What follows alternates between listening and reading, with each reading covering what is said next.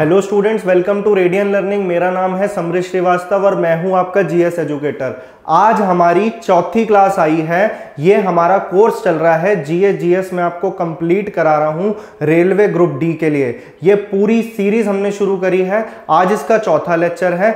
मैं subject wise आपके लिए क्वेश्चंस लेकर के आया हूं। रेलवे ग्रुप डी से जो रेलेवेंट क्वेश्चंस हैं, जितने भी आपके प्रीवियस ईयर पेपर में आए हैं, चाहे वो एएलपी का एग्जाम हो, जेई का एग्जाम हो, एनटीपीसी हो गया, रेलवे ग्रुप डी 2018 और रेलवे एनटीपीसी की जो इस साल की 131 शिफ्ट्स हुई हैं, उसको सबको ऑर्गेनाइज करके मैंने सब्जेक्ट वाइज बांटा है। हर क्वेश्चन को उठा के हम 360 डिग्री एनालाइज करते हैं। और अभी पॉलिटी चल रहा है, आगे जाके आपका हिस्ट्री आएगा, ज्योग्राफी आएगा।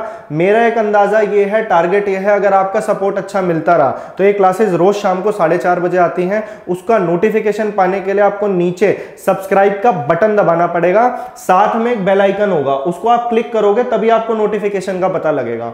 और आप क्या कर रहे हो, मैं सब बच्चों को देख रहा हूं कि यार वो क्या करते हैं, लेक्चर देखते हैं और अपने तक रखते हैं, उसे सब्सक्राइब तो कर देते हो लेकिन आप शेयर नहीं कर रहे हो। ये कोर्स सिर्फ रेलवे ग्रुप डी वालों के लिए ही नहीं फायदेमंद होगा, जो एसएससी सीएचएसएल वाले हैं, जो आपके क्लेरिकल एग्जाम्स होते हैं, एफकेट तक लेवल के, ये आपका एनटीपीसी हो गया, सबके लिए फायदेमंद होने वाले हैं। ये पूरा कोर्स मैंने इस तरीके से डिजाइन करा है, बहुत मेहनत लग रही है। आप अपने एंड से इसको शेयर करो ज्यादा से ज्यादा। मेरी कोशिश ये है कि 40 से 50 लेक्चर्स के अंदर मैं इस कोर्स को इतना आपका कवर करा दूं कि आपको एक सेंस ऑफ कंप्लीशन है, आपको लगे कि नहीं हमने कुछ सीखा है जीएसजीए में और अब हमें कॉन्फिडेंस आया है। क्योंकि ये सेक्शन थोड़ा सा ट्रिकी होता है। बाकी ग्रुप डी को किस तरीके से क्रैक करना है, आपको किस तरीके से अप्रोच करना चाहिए, देखिए डेट तो नहीं आ रही है एग्जाम की, मॉडिफिकेशन लिंक की आई थी, अभी डेट आएगी तो आप उसको अपने फॉर्म्स करेक्ट कर सकते हो, लेकिन आपको तैयारी तो करनी पड़ेगी। एग्जाम आज नहीं तो कल ये तो होना है। तो आप अपनी तैयारी में लूज मत पड़ो। हाँ, हमने डिमांड रखनी है, एग्जाम तो करवाना पड़ेगा गवर्नमेंट को, नहीं तो ऐसे कैसे चलेगा यार। आप लेक्चर को ज्यादा ज्यादा शेयर करो, आप अपने एंड से कोशिश करो, तैयारी रोज करनी है। और हाँ, इस लेक्चर को यूज किस तरीके से करना है मैं आपको बता चुका हूं। टाइम अब वेस्ट नहीं करेंगे, सीधा अपने सवाल पे आ जाते हैं। इससे पहले 3 लेक्चर आ चुके हैं, उन्हें जाके देखो, तभी कॉन्टिन्यूटी बनेगी। और ये कोर्स आप पूरा फॉलो करके देखो, आपको खुद एहसास होगा कि नहीं हमारी जीएस कंप्लीट हुई है। पेपर से पहले हो जाएगी, टेंशन मत लो। Who was the UPA candidate for the post of vice president in the 2017 election? 2017 के चुनाव में उपराष्ट्रपति पद के लिए यूपीए उम्मीदवार कौन थे? ये सारे क्वेश्चन जो है मैंने प्रीवियस ईयर उठाए, मैंने आपको बताया। इसकी पीडीएफ आपको नीचे डिस्क्रिप्शन लिंक में मैं दे रहा हूं। उसके अलावा जो मैं आपको इंफॉर्मेशन लिखवा रहा हूं सारी, वो आपने कॉपी और पेन से एक प्रॉपर नोटबुक बनानी है और सब्जेक्ट वाइज कवर करनी है। इसको एक बार रिवाइज कर लेना, जीए आपकी हमेशा के लिए खत्म हो जाएगी। ग्रुप डी की तो 100% आपको खुद फील होगी ये चीज। तो अब इस क्वेश्चन को हमने देखा कितने क्वेश्चन हम एक ही क्वेश्चन से कवर करेंगे। करवाने को मैं हर टॉपिक के 100, 150, 500, 1000 क्वेश्चन करा सकता हूं, लेकिन मेरी इतनी कैपेबिलिटी है कि मैं आपको 6 से 7 क्वेश्चन के अंदर पूरा चैप्टर रिवाइज करा देता हूं। नहीं यकीन आ रहा, पुराने लेक्चर जाके देख लो और अभी देख लो इस वाले को कि हम किस तरीके से कवर करेंगे। देखो, अभी उसने सिंपल सी बात ये पूछी है कि 2017 में उपराष्ट्रपति के चुनाव हुए थे, ठीक है। ये स्टैटिक जीके कह लो, जीके कह लो, वहां से सवाल बना था, आपका रेलवे ग्रुप डी का क्वेश्चन है। अब जो चुनाव हुए थे उसके अंदर वाइस प्रेसिडेंट कौन बने? वेंकैया नायडू। अब उसने सीधा ये पूछा उनके ऑपोजिशन में कौन खड़ा था। देखो, जो यूपीए है ये है यूनाइटेड प्रोग्रेसिव अलायंस, ठीक है। और इसके अंदर टोटल है 15 से 17 कुछ पार्टीज हैं। और इनकी जो सबसे वाइड स्प्रेड, जो सबसे बड़ी पार्टी है, सीधी अगर हम यूपीए की बात करें तो हम कांग्रेस को बोल रहे होते हैं कि इसमें सबसे बड़ी पार्टी कांग्रेस है। और एक है नेशनल डेमोक्रेटिक अलायंस। कई बार पेपर में अगर आपसे वो क्वेश्चन पूछता है, इसकी फुल फॉर्म भी पूछ सकता है, लिख लो नेशनल डेमोक्रेटिक अलायंस। इसके अंदर 27 के करीब पार्टीज हैं। इसकी जो सबसे वाइब्रेंट, सबसे बड़ी पार्टी है वो है बीजेपी।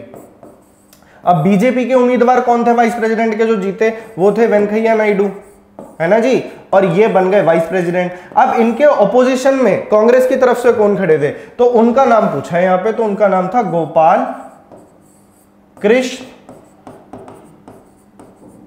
गांधी, ये थे। तो आपके जवाब हो जाएगा गोपाल कृष्ण गांधी, है ना। और ये हमारे कौन से नंबर के वाइस प्रेसिडेंट बने हैं? ये बने 13th। ऐसा सवाल भी बनता है कि कौन से नंबर के बने। अच्छा, इनके ऑपोजिशन में गोपाल कृष्ण गांधी थे। एक सवाल ऐसा बनता है प्रेसिडेंट से कि ऐसे कौन से प्रेसिडेंट थे जिनके ऑपोजिशन में कोई था ही नहीं, वो अनअपोज जीते थे। तो मैंने आपको लास्ट लेक्चर में बताया था, वो थे Neelam Sanjiva Reddy.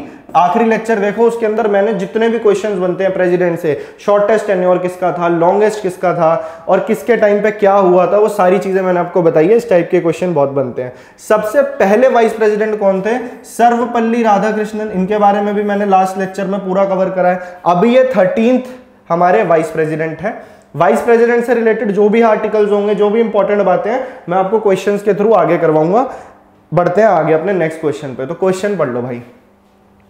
Decisions on any dispute related to the election of vice president in India is taken by। Bharat में उपराष्ट्रपति के चुनाव से संबंधित किसी भी विवाद पर निर्णय डैश लेता है। देखो, अब ये क्वेश्चन में सीधा आपसे इलेक्शन के बारे में पूछ रहा है, तो इसी के थ्रू मैं आपको इंपॉर्टेंट चीजें कुछ बता देता हूं। पहले आप ये समझ लो, देखो कि वाइस प्रेसिडेंट का जो इलेक्शन होता है ना, वो इनडायरेक्ट इलेक्शन होता है, जैसे प्रेसिडेंट का होता है। बोले तो हम जो आम जनता है, हम वोट डालने नहीं जानते प्रेसिडेंट के इलेक्शन में, वाइस प्रेसिडेंट के इलेक्शन में। इनडायरेक्ट इलेक्शन होता है। किस तरीके से, क्या प्रोसीजर है, लास्ट लेक्चर में बताया, अभी भी बता दूंगा। अभी वो ये बोल रहा है कि जब इसका इलेक्शन होगा वाइस प्रेसिडेंट का या प्रेसिडेंट का, दोनों के इलेक्शन में अगर कोई डिस्प्यूट आ रहा है, मतलब कि अगर कोई ऐसी चीज है, डिस्प्यूट अगर कोई अराइज हुआ है, तो उसके ऊपर डिसीजन कौन लेगा, मतलब एट द एंड उस पे जो है कार्यवाही कौन करेगा, तो वो सुप्रीम कोर्ट के पास पावर होती है। प्रेसिडेंट और वाइस प्रेसिडेंट दोनों के इलेक्शन में अगर कुछ गड़बड़ हुई है, उसके ऊपर इन्वेस्टिगेट करने की, कोई डिसीजन लेने की, तो ये आपका वाइस प्रेसिडेंट दोनों का हो जाएगा। अब प्रेसिडेंट और वाइस प्रेसिडेंट का इलेक्शन कराता कौन है? तो ये कराता है इलेक्शन कमीशन। अब इलेक्शन कमीशन से रिलेटेड क्या क्या सवाल बन सकते हैं आपके पेपर में, मैं आपको वो कवर करा देता हूं इस क्वेश्चन के थ्रू। देखो, इलेक्शन कमीशन से सबसे पहला बनेगा आपका आर्टिकल कौन सा है, तो आर्टिकल 324 के अंदर है इलेक्शन कमीशन। अब इलेक्शन कमीशन के अंदर 3 मेंबर्स होते हैं। एक होता है चीफ इलेक्शन कमिश्नर और उसके नीचे होते हैं 2 इलेक्शन कमिश्नर। अब आपसे एक सवाल बनता है स्टैटिक का कि चीफ इलेक्शन कमिश्नर, इस देश के सबसे पहले चीफ इलेक्शन कमिश्नर कौन थे? पहले तो ये समझ लो, इन इलेक्शन कमिश्नर्स को अपॉइंट कौन करता है? ये पावर होती है प्रेसिडेंट के पास। किसके पास होती है?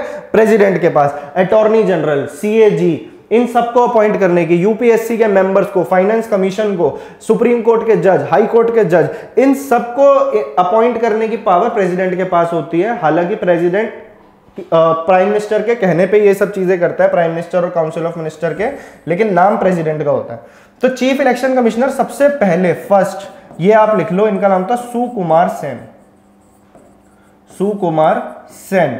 अगला सवाल हमारा ये बनेगा कि अभी प्रेजेंट में कौन है, तो प्रेजेंट में है सुशील चंद्रा।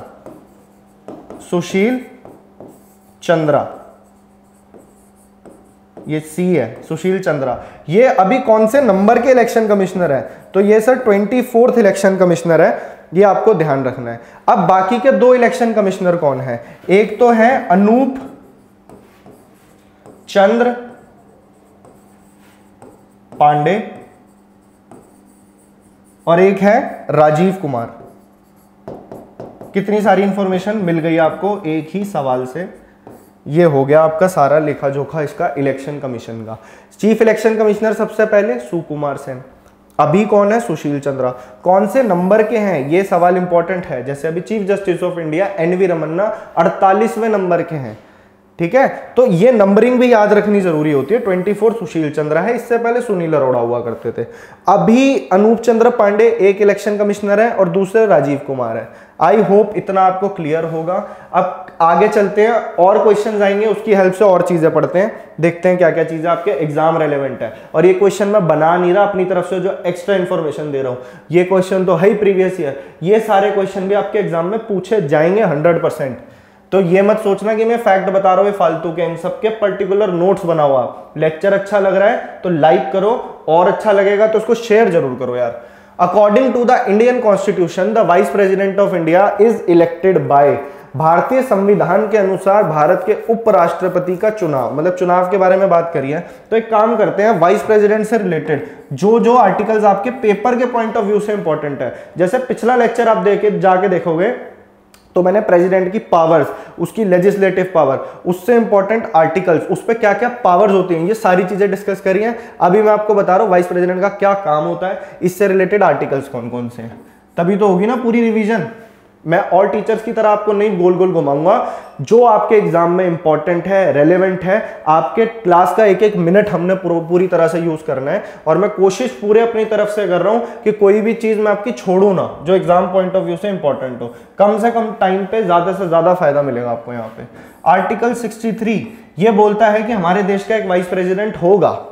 आर्टिकल 64 इसके अंदर वो बोलता है जो वाइस प्रेसिडेंट होगा उसका काम क्या होगा, he is the ex officio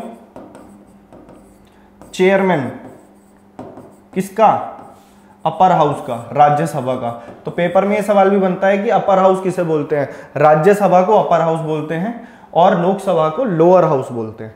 तो एक्स ऑफिशियो चेयरमैन बोले तो जो काम स्पीकर का लोकसभा में होता है, पूरी असेंबली को संभालता है, मोशंस जो आते हैं उनको इनिशिएट करता है, पूरा डिसिप्लिन और डेकोरम बना के रखता है, वही काम एक्स ऑफिशियो चेयरमैन का होता है राज्यसभा में। और ये पद कौन ग्रहण करता है, वाइस प्रेसिडेंट ऑफ इंडिया। इनके साथ एक डेप्यूटी चेयरमैन भी अपॉइंट किए जाते हैं। चेयरमैन जाएगा तो राज्यसभा में जाएगा और स्पीकर जाएगा तो लोकसभा में जाएगा। ठीक है जी, ये तो हो गया इसका मेन जो उसका काम है। फिर दूसरा काम क्या है, वाइस प्रेसिडेंट जिस वजह से बोलते हैं आर्टिकल 65 के अंदर, कि जब भी प्रेसिडेंट ऑफिस में नहीं है, उसकी मान लीजिए आपातकाल, भगवान ना करे लेकिन उसकी मृत्यु हो जाती है या फिर वो कहीं चला जाता है बाहर, तो उसकी जगह पे वाइस प्रेसिडेंट उस कार्यभार को संभालेगा और वाइस प्रेसिडेंट उस वक्त के लिए एक्टिंग प्रेसिडेंट का काम करेगा। और उस टाइम पे जो भी इसकी सैलरी और एनुअलमेंट्स होंगे वो सब इसे प्रेसिडेंट के मिलेंगे। और मैक्सिमम कितने टाइम तक ये प्रेसिडेंट की तरह एक्ट कर सकते हैं, कितने टाइम तक के लिए प्रेसिडेंट रह सकते हैं, जब तक कि नया प्रेसिडेंट इलेक्ट नहीं हो जाता। और नया प्रेसिडेंट कितने टाइम में इलेक्ट हो जाना चाहिए, नॉट मोर देन 6 मंथ्स। अगले 6 महीने में प्रेसिडेंट का इलेक्शन हो जाना चाहिए ताकि वाइस प्रेसिडेंट वापस आ जाए, अपना काम संभाले। और वाइस प्रेसिडेंट तब तक के लिए रहते हैं। वाइस प्रेसिडेंट भी अगर चला गया तो कौन बैठेगा, चीफ जस्टिस ऑफ इंडिया। मान लीजिए वाइस प्रेसिडेंट भी कार्यभार छोड़ के चला गया, प्रेसिडेंट नहीं बना, और फिर उसके बाद कौन बैठेगा, तो चीफ जस्टिस ऑफ इंडिया। वो भी चला गया तो सीनियर मोस्ट जज जो सुप्रीम कोर्ट का होगा वो ये सिस्टम संभालेगा प्रेसिडेंट का। क्या ऐसा हुआ है कभी? हाँ हुआ है, पिछले लेक्चर में बताया है, जाके देखो। वो क्वेश्चन बड़ा इंपॉर्टेंट है आपके एग्जाम पॉइंट ऑफ व्यू से। एक्टिंग प्रेसिडेंट का काम करेगा। अब आती है बारी जो हमारा क्वेश्चन हमें बोल रहा है इलेक्शन 66, आर्टिकल 66। ये सारे इंपॉर्टेंट है इसलिए लिखवा रहा हूं, कुछ भी पूछ लेगा आपसे पेपर में, 64 दे देगा, 66 दे देगा। इंपॉर्टेंट आर्टिकल जी कराऊंगा, सारे कराने का कोई मतलब नहीं है। 66 में है इलेक्शन ऑफ वाइस प्रेसिडेंट, और इलेक्शन ऑफ प्रेसिडेंट किस में आता है, आर्टिकल 54 में। प्रोसीजर ऑफ इलेक्शन 55 में। अब वाइस प्रेसिडेंट का इलेक्शन किस तरीके से होगा, देखो पहले तो ये समझ लो कौन कौन इसके इलेक्शन में पार्ट लेता है। तो पहली बात आप ये समझ लो कि जो सारे मेंबर्स होते हैं, मेंबर्स ऑफ पार्लियामेंट, लोकसभा और राज्यसभा के मेंबर्स, ये सब इसके इलेक्शन में पार्ट लेते हैं। प्रोपोर्शनल रिप्रेजेंटेशन सिस्टम से इसका इलेक्शन होता है। इतना बारीक मत घुसो, अभी आपका एग्जाम सर पे है। जिनको पता है बहुत अच्छी बात है, जिनको नहीं पता है कोई बात नहीं, अभी जो मैं बता रहा हूं वो पता होना चाहिए। देखो जो मेंबर्स ऑफ पार्लियामेंट है, by members of both houses of the parliament, ठीक है, संसद के दोनों सदनों के सदस्यों द्वारा यही मिलके प्रेसिडेंट को, वाइस प्रेसिडेंट को इलेक्ट करते हैं। इसका इलेक्शन प्रेसिडेंट से डिफरेंस कैसे है, देखो प्रेसिडेंट के इलेक्शन में कौन कौन भाग लेता है, लोकसभा और राज्यसभा के इलेक्टेड मेंबर्स, ना कि नॉमिनेटेड मेंबर। राज्यसभा में प्रेसिडेंट 12 मेंबर नॉमिनेट करता है, लोकसभा में 2 मेंबर नॉमिनेट किया करता था एंग्लो इंडियन कम्युनिटी के आर्टिकल 331 के अंदर। तो वो प्रेसिडेंट के इलेक्शन में पार्ट नहीं लेंगे, जबकि वाइस प्रेसिडेंट के इलेक्शन में वो भी पार्ट लेंगे और जितने भी मेंबर है पार्लियामेंट के वो सारे। उसके अलावा प्रेसिडेंट के इलेक्शन में और कौन पार्ट लेता है, जो आपकी स्टेट की विधानसभाएं होती हैं, लेजिस्लेटिव असेंबली होती है, वहां के जितने मेंबर्स हैं वो सब भी पार्ट लेते हैं, इलेक्टेड मेंबर्स, बात ध्यान रखना। और 2 यूनियन टेरिटरी, दिल्ली और पुडुचेरी, इन दोनों के जो इनके वहां की विधानसभाएं हैं वहां के मेंबर्स पार्ट लेते हैं राष्ट्रपति के चुनाव में, और राष्ट्रपति का चुनाव इसके अंडर आता है। और वाइस प्रेसिडेंट का इलेक्शन थोड़ा छोटा होता है, हम इसमें डायरेक्ट वोट नहीं डालते हैं क्योंकि एक्चुअल पावर इनके पास होती नहीं है। Actual power prime minister, council of minister, Lok Sabha इनके पास होती है, इसलिए लोकतंत्र के अंदर, डेमोक्रेसी में हम इन्हीं के लिए वोट डालते हैं। मेंबर्स ऑफ पार्लियामेंट, ठीक है। सिर्फ यही दो सदन, लोकसभा और राज्यसभा मिलके वाइस प्रेसिडेंट का इलेक्शन करते हैं। नेक्स्ट पे आ जाते हैं, आर्टिकल 67 इलेक्ट हो गया। अब रिमूवल का क्या सिस्टम होगा, तो इसमें आता है रिमूवल ऑफ वाइस प्रेसिडेंट। जबकि प्रेसिडेंट के लिए देखो, वाइस प्रेसिडेंट को बड़े आराम से आप रिमूव कर सकते हो उसके ऑफिस से, और इतना इजी है वो, मतलब बहुत इजी तो नहीं है लेकिन इतना बड़ा कोई काम नहीं है उसका। जो प्रेसिडेंट है, प्रेसिडेंट को प्रॉपर इंपीचमेंट के थ्रू निकलना पड़ेगा। आर्टिकल 61 में आता है प्रेसिडेंट का इंपीचमेंट, जाके लास्ट लेक्चर देखो, सब कुछ बताया है।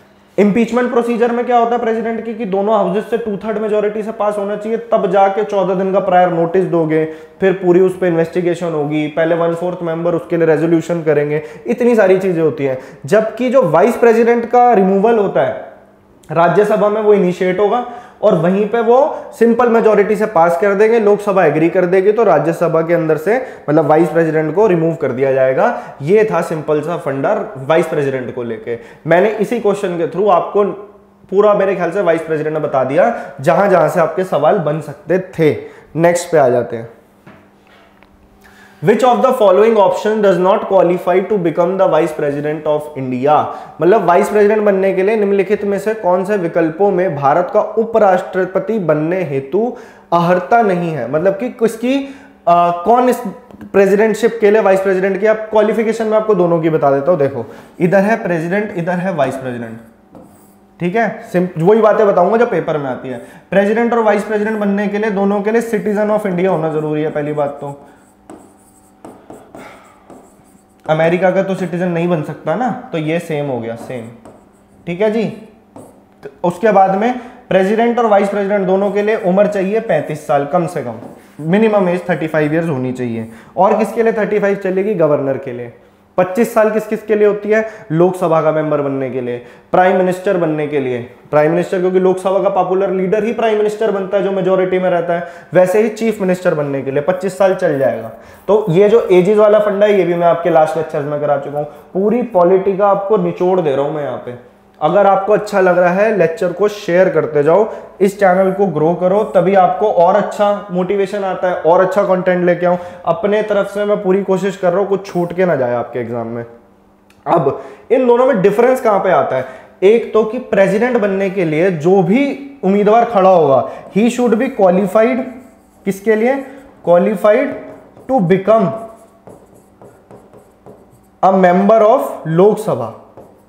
मतलब कि लोकसभा का मेंबर बनने के लिए जो जो क्वालिफिकेशन चाहिए वो सब प्रेसिडेंट पूरा कर पाए। और इधर उल्टा क्या है, इधर राज्यसभा, मतलब कि जो जो क्वालिफिकेशन राज्यसभा का मेंबर बनने के लिए चाहिए, राज्यसभा का मेंबर बनने के लिए वैसे 30 साल होता है उम्र, और जो और क्वालिफिकेशंस होती हैं वो सब अगर कोई इंसान पूरा कर रहा है तो he is eligible to become vice president. समझे मेरी बात। तो इधर क्या आपका जवाब हो जाएगा, does not qualify. Vice president की बात हो रही है तो लोकसभा का मेंबरशिप चला गया, कि मतलब इसमें हमें इसकी जरूरत नहीं है, इसकी जरूरत है होल्डर तो नहीं कहेंगे, होल्डर ऑफ राज्यसभा मेंबरशिप, थोड़ी लैंग्वेज प्रॉब्लम है, qualified to become a member of Rajya Sabha, ये हो सकता है।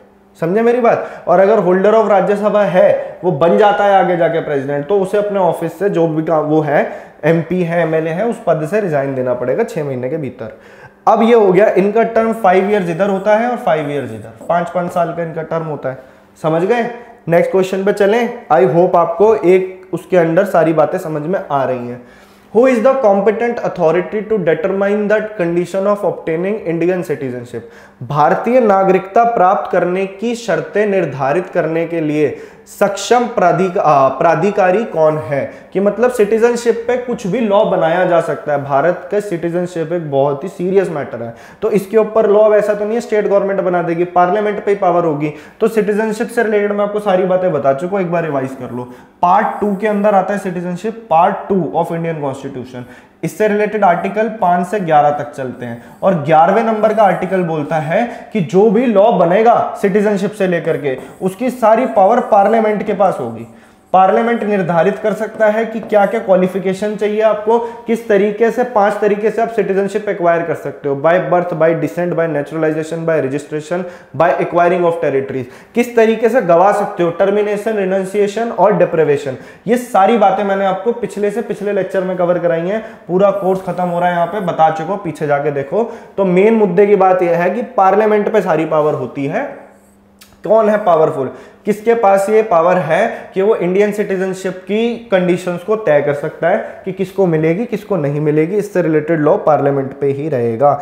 आई होप आप अपनी कॉपी में साथ साथ चीजें लिख रहे हो, तभी इस लेक्चर का फायदा है। आप यहाँ पे कान में हेडफोन लगा के सुनो और फिर भूल जाओ, उसका कोई फायदा नहीं है। ये कोर्स आपके लिए टाइम वेस्ट हो जाएगा। इसको अगर आपने वाइसली यूज करना है तो अपने नोट्स बनाओ, क्लास के बाद हाथ की हाथ उन्हें एक बार रिवाइज कर लो। तो क्या होता है ना, जैसे क्लास खत्म हुई उसके बाद ही आपने उनको रिवाइज कर लिया तो वो आपके दिमाग में बैठ जाएगा हमेशा के लिए, जाने नहीं वाला।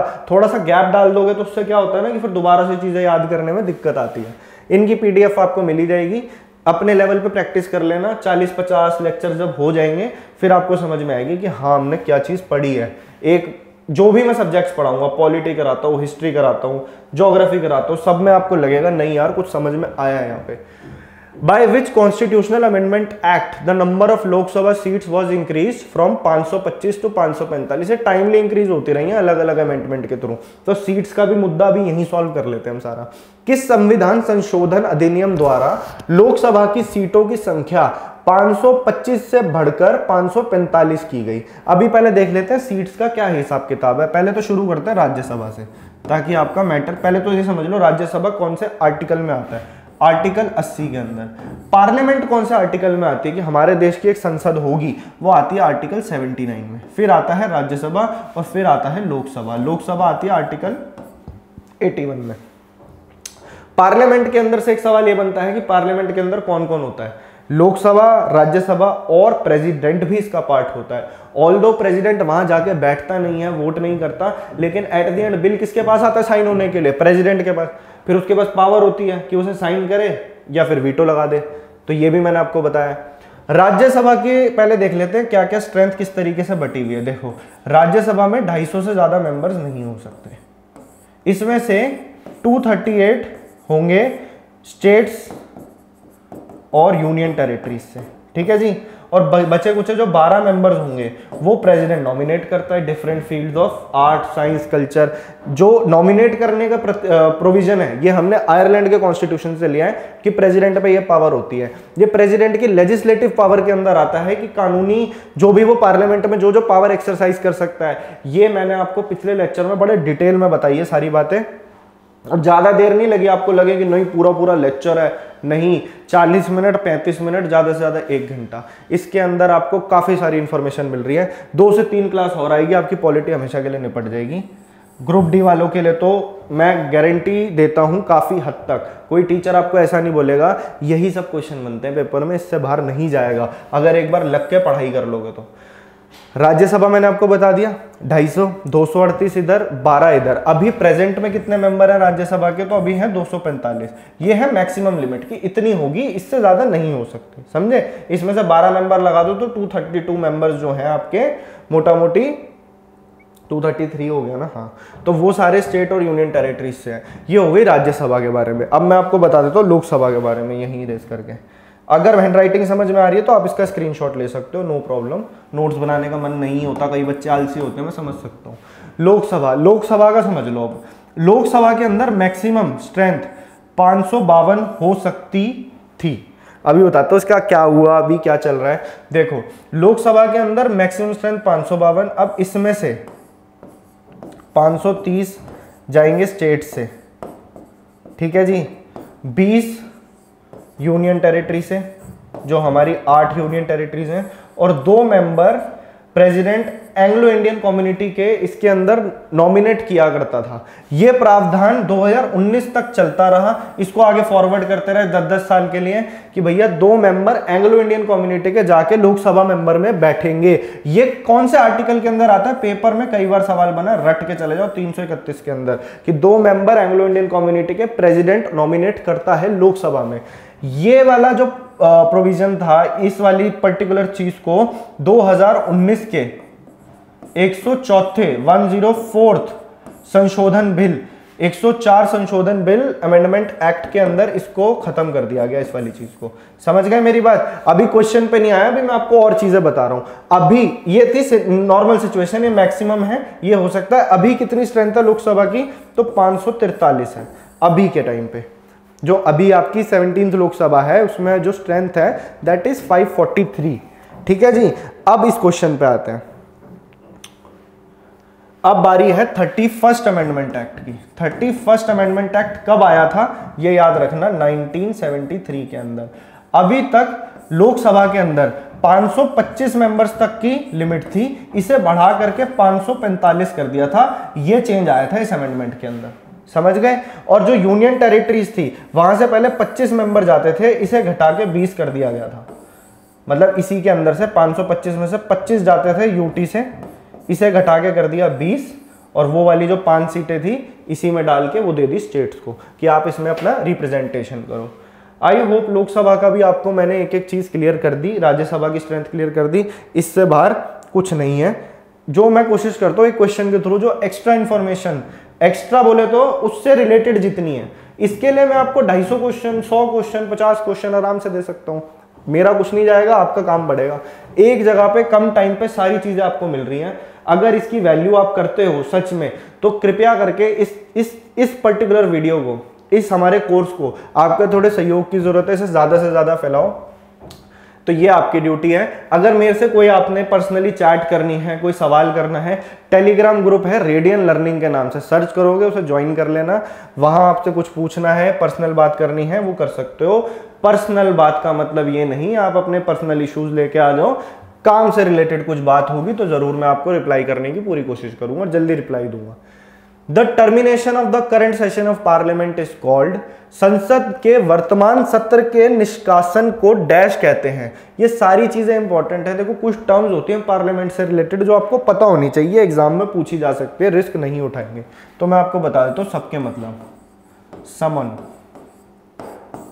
प्रोरोगेशन या प्रोर्यूग, डिसॉल्व, एडजर्नमेंट, एडजर्नमेंट मोशन होता है वो। अब इनके मतलब क्या होते हैं, देखो ये वाली जो पावर होती है ना, समन, प्रोर्यूग और डिसॉल्व, ये आर्टिकल 85(1) के अंडर प्रेसिडेंट के हाथ में होती है। क्या मतलब है इस बात का, देखो पार्लियामेंट के 3 सत्र होते हैं, 3 सेशन होते हैं। अगर आप न्यूज देखते हो और मेरे हिसाब से आप अगर तैयारी कर रहे हो इतना आपको पता होगा, बजट सेशन, मॉनसून सेशन और विंटर सेशन। समर सेशन कुछ नहीं होता, ऑड वन आउट में आ जाता है क्वेश्चन। तो इन सेशन को जो बुलाया जाता है, इसमें पार्लियामेंट के जो इलेक्टेड मेंबर है, लोकसभा के, राज्यसभा के, लोकसभा के मेंबर जब इस पे बैठते हैं, मीटिंग करती है, तो उनको बुलाने के काम को, उनको स्टार्ट करना उस सेशन को, इसे बोलते हैं समन करना। और ये पावर प्रेसिडेंट के पास होती है टू स्टार्ट। सिंपल वर्ड में बता रहा हूं, इसकी टेक्निकल लैंग्वेज में घुसोगे दिक्कत में आ जाओगे। पेपर हमने निकालना, हमने पीएचडी नहीं करनी है। समन करते हैं, स्टार्ट करते हैं। प्रोरोग का मतलब उस पर्टिकुलर सेशन को, कि वो सेशन 4 महीने चला, 2 महीने चला, 3 महीने चला, उसको जब उसके कार्य खत्म हो जाता है तो उसको एंड करने का काम भी प्रेसिडेंट, एक अनाउंसमेंट, प्रेसिडेंट वहां से एंड कर देता है उसको। समझ गए। डिसॉल्व कैसे अलग होता है इन दोनों चीजों से। लोकसभा का टेन्योर होता है 5 साल का, ठीक है। अब 5 साल खत्म हो गए, नए जनरल इलेक्शन हो गए, नई लोकसभा बैठेगी, उससे पहले उस लोकसभा को स्थगित काम खत्म करने पड़ेंगे ना, उसके खत्म करना पड़ेगा उसे, तो उसको बोलते हैं डिसॉल्व करना। तो Rajya Sabha is not subject to dissolution. Rajya Sabha को आप डिसॉल्व नहीं कर सकते। काहे नहीं कर सकते, क्योंकि राज्यसभा परमानेंट हाउस है। राज्यसभा परमानेंट हाउस है। कैसे है अभी आगे बताऊंगा, डरने की कोई बात नहीं है। मेरे को पता है जिन बच्चों को इन सब चीजों में दिक्कत आती थी, आपके सारे डाउट्स क्लियर हो रहे हैं यहाँ पे। डिसॉल्व करता है प्रेसिडेंट, सिर्फ लोकसभा डिसॉल्व हो सकती है। ये क्वेश्चन भी आपके पेपर में आया है कई बार कि राज्यसभा डिसॉल्व हो सकती है या नहीं हो सकती। राज्यसभा डिसॉल्व नहीं हो सकती। 6 साल का टेन्योर होता है, 2 साल में 1/3 मेंबर उसके रिटायर होते रहते हैं, परमानेंट हाउस होता है राज्यसभा। डिसॉल्व सिर्फ लोकसभा हो सकती है, प्रेसिडेंट करता है नॉर्मल जनरल इलेक्शन से पहले, या नो कॉन्फिडेंस मोशन पास हो जाए, या इमरजेंसी से पहले, इमरजेंसी में डिसॉल्व कर दी, तो ये सारी चीजें डिसॉल्व करना होती हैं। तो डिसोल्यूशन जो है लोकसभा का प्रेसिडेंट करता है। आर्टिकल मैंने आपको इसका बता दिया। अब ये क्या बवाल है, एडजॉर्नमेंट मोशन।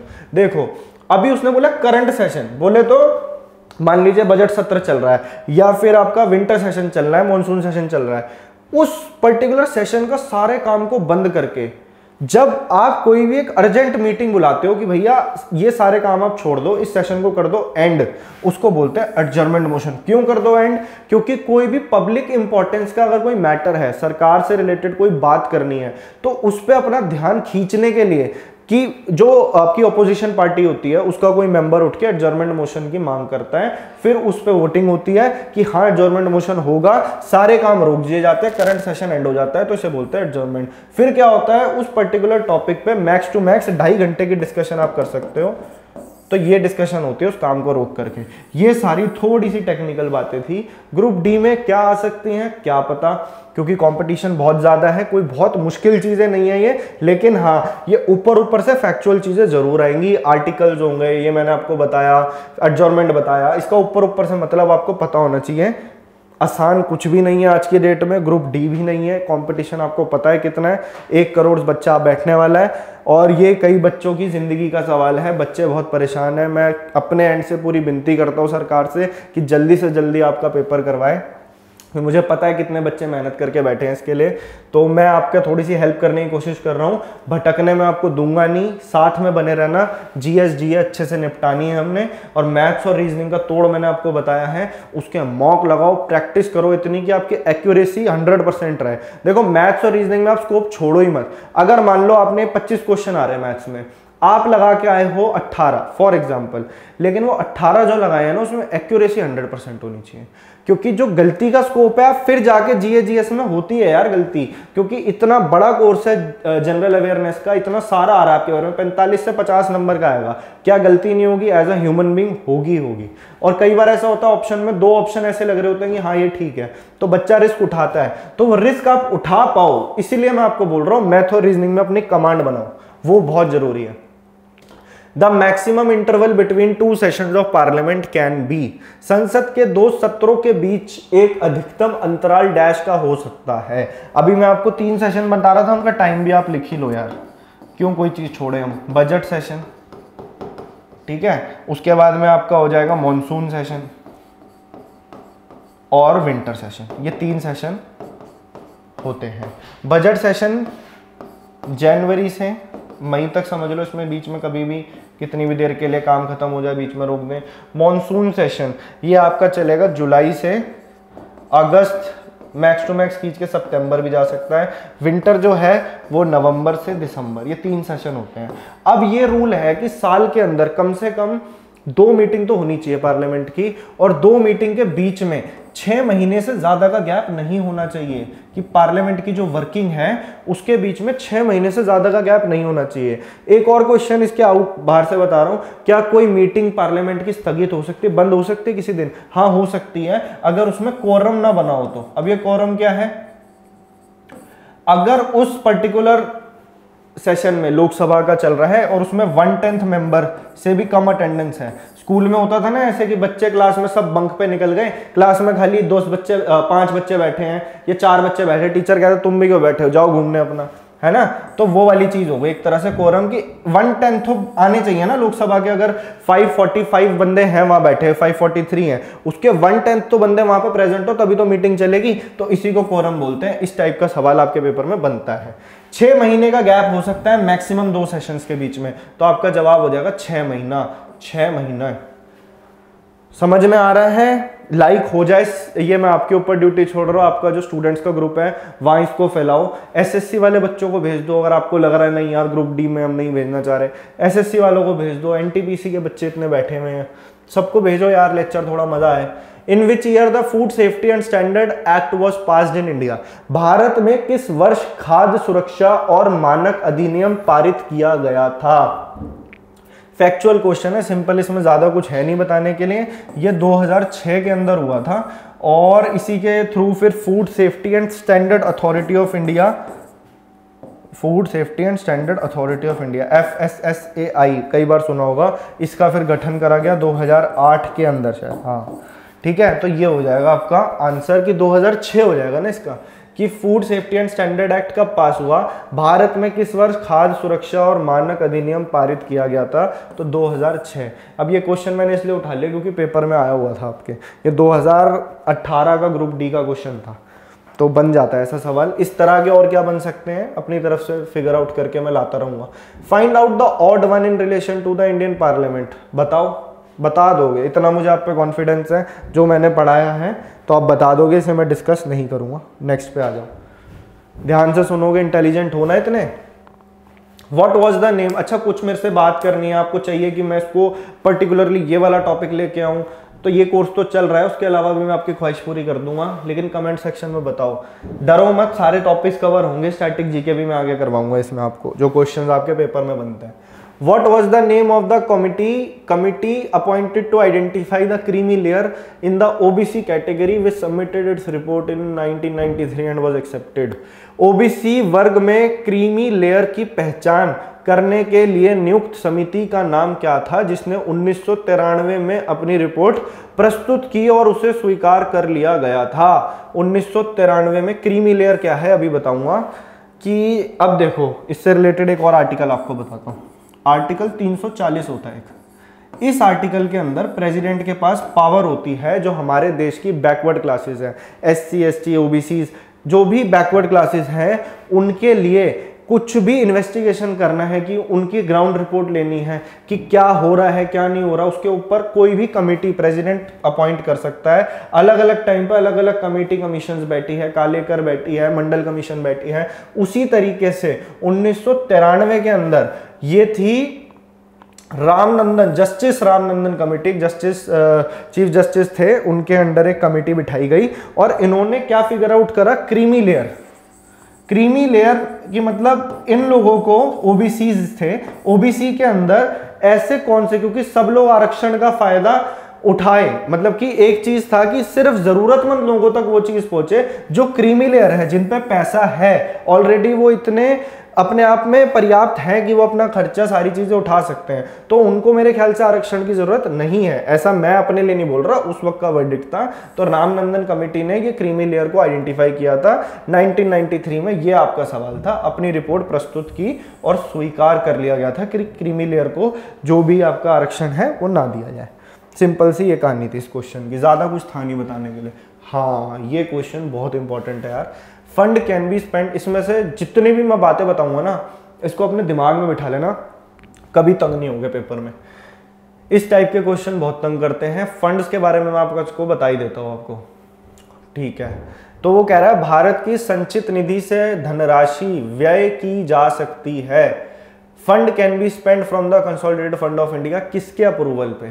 तो 3 टाइप के फंड मैं आपको बता रहा हूं जिससे भारत सरकार का सारा काम चलता है, जिससे सैलरीज जाती हैं या हमारे लिए जो भी योजनाएं आती हैं, कोई खर्चा है, बजट बनता है, वोटर अकाउंट होता है उस पर फिर, तो ये सारी चीजें हैं, मैं आपको बता देता हूँ। एक तो है कंसोलिडेटेड फंड ऑफ इंडिया, ये C फॉर कंसोलिडेटेड है वाला। एक आएगा contingency fund of India, consolidated, ठीक है जी, कंसोलिडेटेड फंड ऑफ इंडिया। अब इससे अभी बताऊंगा क्या है, पहले इसका आर्टिकल आपको ध्यान रखना है। ये आता है 266(1) में, इसको हल्के में मत लेना, क्वेश्चन को बहुत बार पेपर में आया। Consolidated of fund of India का सिंपल शब्दों में आप मतलब ये समझ लो, ये है भारत का खजाना। जो भी आप टैक्सेस पे करते हो, चाहे वो डायरेक्ट हो चाहे वो इनडायरेक्ट टैक्स हो, डायरेक्ट और इनडायरेक्ट, आई होप आप समझ रहे होगे किसकी बात हो रही है। डायरेक्ट और इनडायरेक्ट टैक्स नहीं पता तो मतलब बहुत बुरी बात है।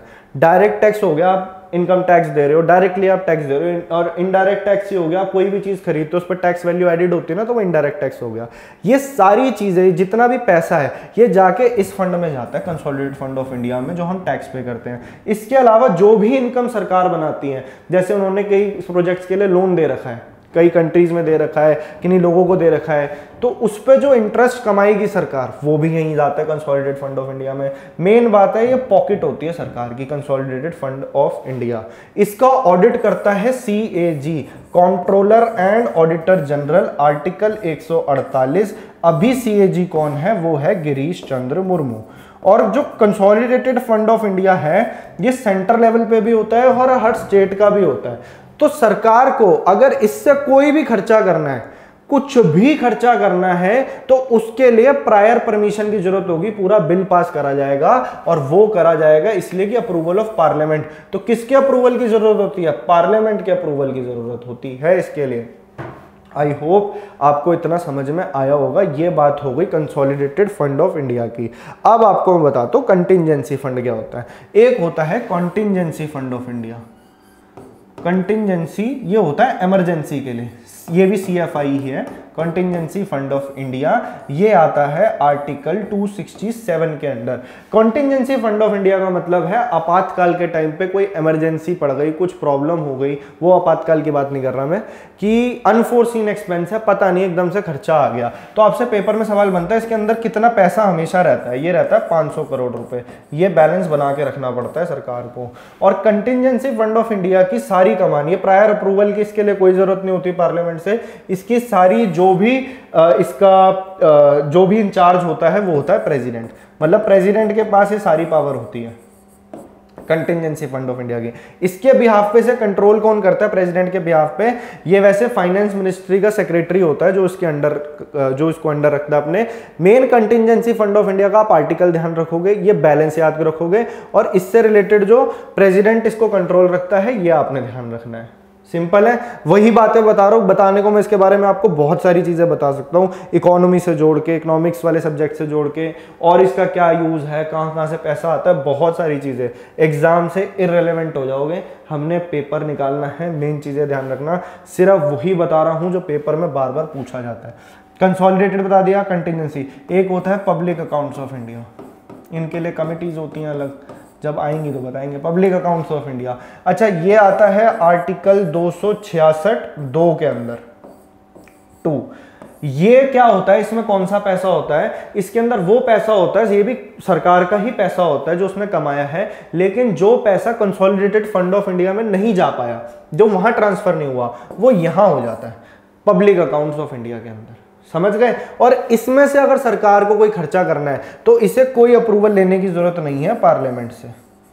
तो 3 सवाल आपके बन गए कि पार्लियामेंट से अप्रूवल की जरूरत सिर्फ CFI से खर्चे की होती है, कंसोलिडेटेड फंड ऑफ इंडिया से, तो विद अप्रूवल ऑफ पार्लियामेंट सिर्फ इससे रिलेटेड होता है। इन तीनों के आर्टिकल ध्यान रखना, किसमें पार्लियामेंट की परमिशन की जरूरत है या नहीं है वो ध्यान रखना, कंटिजेंसी फंड का बैलेंस याद रखना, और उसका इंचार्ज प्रेसिडेंट होता है, ये बात आप ध्यान रखोगे। तो तीनों चीजें मैंने आपको अच्छे से कवर करा दी। लेक्चर अच्छा लग रहा है, फिर याद दिला रहा हूँ, रोक के लाइक कर दो, शेयर कर दो, और वीडियो अगर चाहिए रोज तो उसका आपको पता कैसे लगेगा, सब्सक्राइब आपको करना पड़ेगा और नीचे बेल आइकन को दबा दो।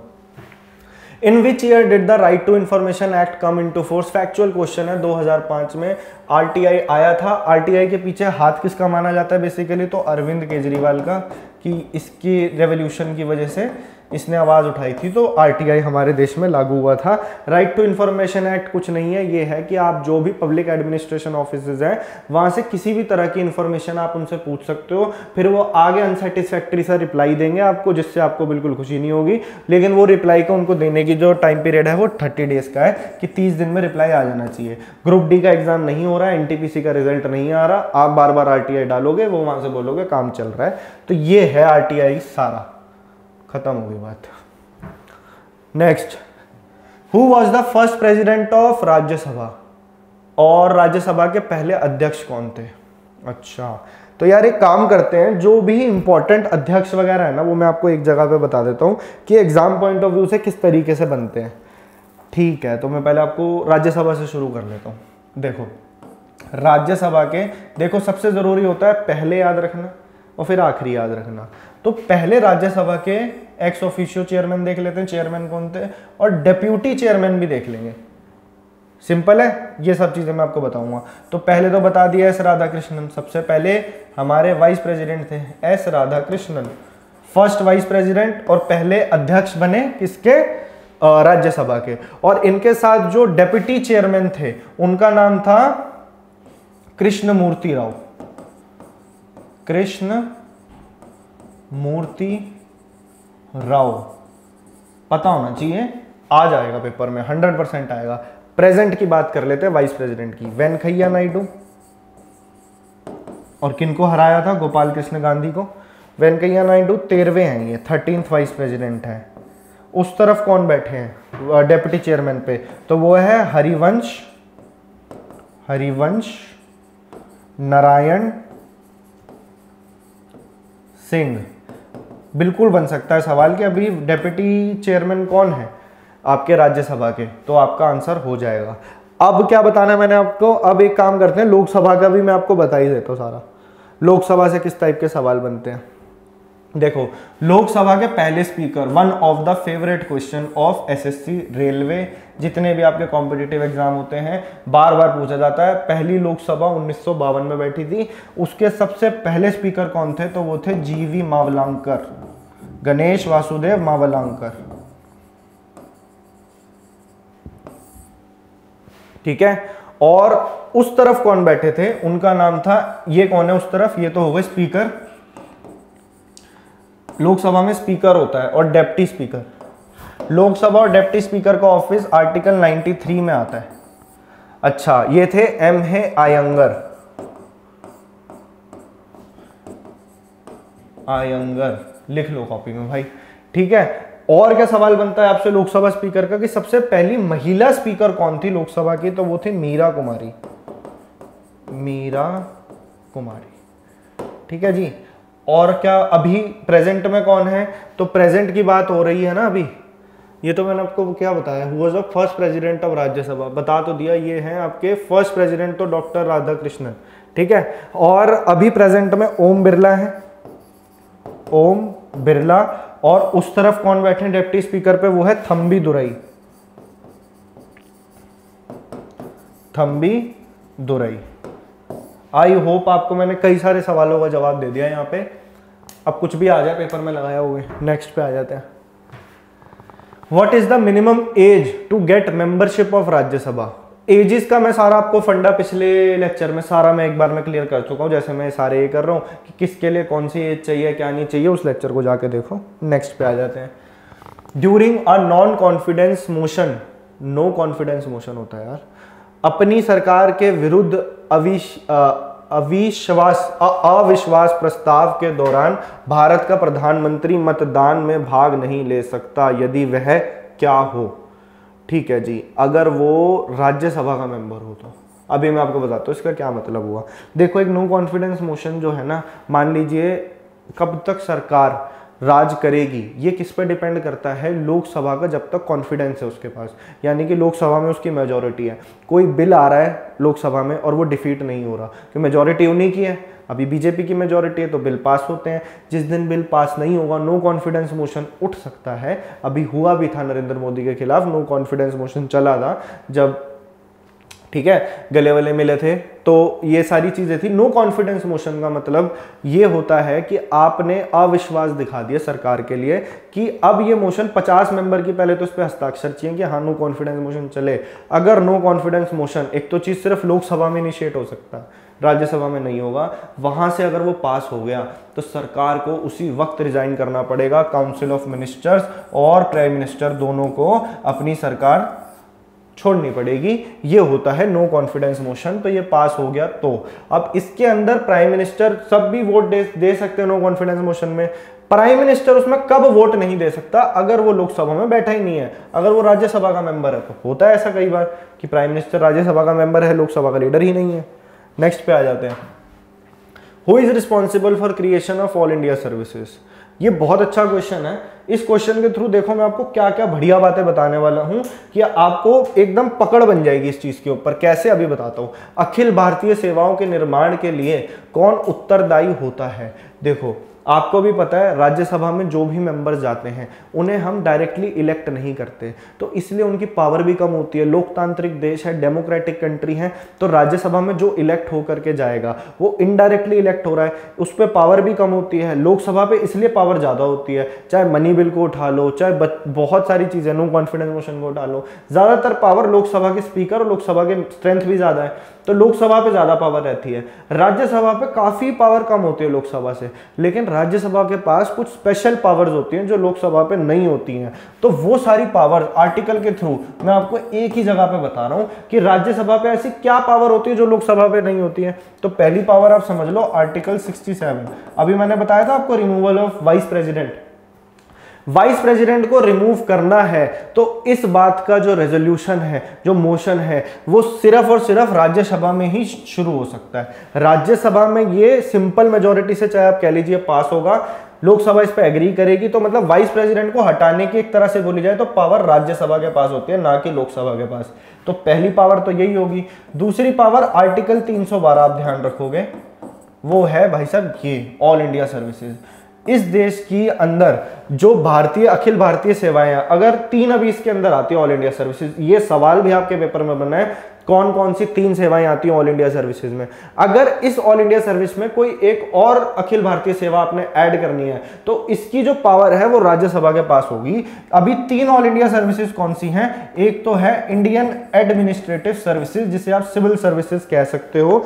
फादर ऑफ सिविल सर्विसेज किसे बोला जाता है? मैंने अपने हिस्ट्री वाला एक मैराथन ले रखा है, अगर एक बार में 2 घंटे के अंदर आपने पूरा मॉडर्न हिस्ट्री रिवाइज करना है, नीचे जाके सर्च करो, आपको रेडियन लर्निंग पे मिल जाएगा, मॉडर्न हिस्ट्री का पूरा मैराथन मैंने करवा रखा है। क्यों आया मेरे को हिस्ट्री याद? क्योंकि फादर ऑफ सिविल सर्विसेज बोला जाता है कॉर्नवालिस को, लॉर्ड कॉर्नवालिस। जो भी आपकी ब्यूरोक्रेसी है वो इसके अंदर आती है, इंडियन एडमिनिस्ट्रेटिव सर्विसेज के अंदर। इसके अलावा इंडियन पुलिस सर्विस, आईपीएस, जो खतरनाक एग्जाम्स होते हैं यूपीएससी के, आईएएस, आईपीएस, तो ये हो गए। एक होता है आईएफएस, इंडियन फॉरेस्ट सर्विसेज। ये बात ध्यान रखना, बच्चे इसमें फॉरेन सर्विसेज लगाए आते हैं। Foreign services all India services में नहीं आती हैं। Indian administrative service, Indian police service और इंडियन फॉरेस्ट सर्विस, ये 3 सर्विस ही आर्टिकल 312 के अंदर आती हैं। और ये पावर, ऑल इंडिया सर्विस बनाने की पावर राज्यसभा पे होती है। अगर उसे कोई ऑल इंडिया सर्विस बनानी है तो उसे वो बिल 2/3 मेजोरिटी से पास करना पड़ेगा राज्यसभा में, तब जाके ऑल इंडिया सर्विस कोई बन सकती है। आई होप आपको क्लियर होगा। एक पावर और होती है राज्यसभा के पास, वो भी बड़ी मजेदार पावर है, जो राज्यसभा पे होती है, लोकसभा पे नहीं होती। आर्टिकल 249। इस आर्टिकल के अंदर क्या होता है कि राज्यसभा क्या करती है, हमारे यहाँ पे 3 लिस्ट होती हैं, यूनियन लिस्ट, स्टेट लिस्ट और कॉन्करेंट लिस्ट। यूनियन लिस्ट के अंदर जो सब्जेक्ट्स होते हैं उस पे लॉ, उस पे कानून सिर्फ सेंट्रल गवर्नमेंट या पार्लियामेंट बना सकती है, जबकि जो स्टेट लिस्ट होती है उस पे सिर्फ स्टेट गवर्नमेंट लॉ बनाएगी। लेकिन अगर कोई सब्जेक्ट पे जो स्टेट गवर्नमेंट के अंदर आता है, स्टेट लिस्ट में आता है, उसको उठा करके अगर पार्लियामेंट लॉ बनाना चाहती है तो ये वाली जो रेजोल्यूशन पास होगा ना, ये राज्यसभा में होगा। आई होप आपको समझ में आ रहा होगा। अगर पार्लियामेंट स्टेट लिस्ट पे सब्जेक्ट, कोई भी स्टेट लिस्ट के सब्जेक्ट पे अपना कानून बनाना चाहती है तो वो पावर राज्यसभा के पास होती है आर्टिकल 249 के अंदर, क्योंकि राज्यसभा राज्यों की सभा है। राज्यसभा के इलेक्शन कैसे होते हैं? इनडायरेक्ट इलेक्शन होते हैं। जो भी हमारे देश की विधानसभाएं हैं, स्टेट असेंबली हैं, वहां से मेंबर्स को नॉमिनेट करा जाता है, जो जाकर के उनके मतलब इनडायरेक्ट इलेक्शन होते हैं, वो लोग इलेक्ट करते हैं उन बंदों को अलग अलग राज्यों से कि वो जाके राज्यसभा में बैठे। आई होप आपको क्लियर होगा। इसलिए इनके पास पावर होती है कि स्टेट सब्जेक्ट से आप कोई मैटर पे लॉ बना सकते हो या नहीं बना सकते। तो ऑल इंडिया सर्विसेज की पावर अभी मैंने आपको बताया आर्टिकल 312 राज्यसभा। बहुत ज़्यादा मेहनत लग रही है, बहुत अच्छी इंफॉर्मेशन ऐसा मुझे लग रहा है। आप भी रिप्लाई करो अगर आपको अच्छा लग रहा है, ये चीज़ आपके काम की है तो, नहीं है तो वो भी बताओ यार। जो गलती है उसको सुधारा जाएगा, और आपको अगर कोई चीज़ अच्छी लग रही है तो उसको एप्रिसिएशन दिया करो। खाली आप सब्सक्राइब करके चले जाते हो, फैलाओ इसको, थोड़ा सा कमेंट भी किया करो। The maximum permissible number of members of Rajya Sabha is, मेरे ख्याल से मैंने आपको ये बता दिया ना सारा मेंबरशिप। 250 मैक्स हो सकता है, अभी 245 का स्ट्रेंथ है इसका राज्यसभा का, ठीक है। और राज्यसभा एक लौता ऐसा हाउस है कि भैया वो डिसॉल्व नहीं होता, वो परमानेंट हाउस है। तो आपसे पेपर में क्वेश्चन बनता है कि परमानेंट हाउस किसे कहते हैं, तो वो बोलते हैं हम राज्यसभा को। राज्यसभा के मेंबर्स का टेन्योर कितना होता है? 6 साल का होता है। इवन नंबर्स में मेंबर को उठा के ना 1/3 मेंबर हर 2 साल में रिटायर हो जाते हैं, लेकिन राज्यसभा चलती रहती है, इसलिए परमानेंट हाउस है। It is not subject to dissolution. 6 साल का टेन्योर, 1/3 मेंबर 2 साल में रिटायर होते रहते हैं इसके, वो आएंगे उसकी जगह नहीं आ जाएंगे, तो ऐसे ही इसका कार्य चलता रहता है। ये है Rajya Sabha. The members of Rajya Sabha are elected by, मैं आपको बता चुका हूं राज्यसभा का इलेक्शन अभी बताया था कि कौन करेंगे, by the members of the legislature of the state. By the people of India नहीं, by the member of Lok Sabha नहीं, इसके साथ राज्यसभा के मेंबर भी हो गए। By the member of legislative council, Vidhan Parishad के मेंबर, बिल्कुल भी नहीं। तो ये तो जाएगी नहीं स्टेट पे बात, तो आपका आंसर ए हो जाएगा। राज्यसभा के सदस्यों का चुनाव इनके द्वारा किया जाता है, राज्यों के विधानसभाओं के सदस्यों के द्वारा। तो ये मैं आपको डिटेल में, कोई एक क्वेश्चन के थ्रू काफी सारे कवर हो जाते हैं, तो आप खुद देखोगे बहुत सारे क्वेश्चंस कवर हैं। मैं इसके आपको कम से कम भी 250 क्वेश्चन करा सकता था आज की क्लास में, लेकिन 20 क्वेश्चन में मैंने आपको सारा खत्म करा दिया। लो एक और क्वेश्चन ऐसा है जो मैं बता चुका हूँ। Deputy speaker of Indian Lok Sabha अभी कौन है? अभी बताया ना, थम्बी दुरई, उस तरफ ओम बिरला। नेक्स्ट, खत्म। तो ये था आपका आज का लेक्चर। आई होप आपने एंजॉय किया होगा। थोड़ा सा पॉलिटी और बचा है, ये चौथा सेशन था। अगर नहीं देखे हैं पुराने, उन्हें जाके देखो। इस कोर्स को स्टार्टिंग से पकड़ के चलो एंड तक। जिस दिन आप पहुंचोगे अपनी आखिरी लेक्चर पे, आपको वाकई में फील आएगी कि हाँ यार, हमें कहीं पे ऐसी वाकई में गाइडेंस हमें पहली बार मिली है कि हमने एक जगह पे रहते रहते अपना काफ़ी पोर्शन जीके का कवर कर लिया। और अब तक आपकी भी तैयारी काफ़ी हो चुकी होगी, तो जिनकी हो चुकी है उनके लिए रिवीजन का काम करेगा। तो जो बच्चे पीछे रह गए थे कंपटीशन में, उनके पास भी मौका है आगे आने का। जीके का मैं आपको बता चुका हूँ, मैथ्स और रीजनिंग में अपनी एक्यूरेसी बना के रखो। लेक्चर अच्छा लगा हो तो सब्सक्राइब करना, और अच्छा लगा हो तो इसे लाइक करना। Thank you so much.